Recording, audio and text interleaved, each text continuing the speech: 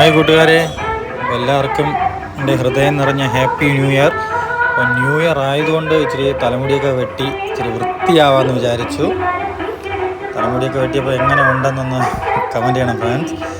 പിന്നെ നേരെ അമ്പലത്തിലെത്തിയതിന് ശേഷം സന്ധ്യാദീപനയ്ക്കുള്ള തട്ടുകളൊക്കെ നായകളൊക്കെ എല്ലാം റെഡിയാക്കി അങ്ങനെ ഇരുന്നപ്പോഴാണ് നമ്മൾ അമ്പലത്തിൽ ജോലി ചെയ്യണ ചേച്ചി ചായ കട ഇട്ടിട്ടുണ്ട്. അങ്ങനെ അവിടെ നിന്ന് ചായയും ബജിയൊക്കെ കൊണ്ടുവന്നു. അങ്ങനെയൊക്കെ അത് കഴിച്ചതിന് ശേഷം ദീപാരാധനയും കഴിഞ്ഞു.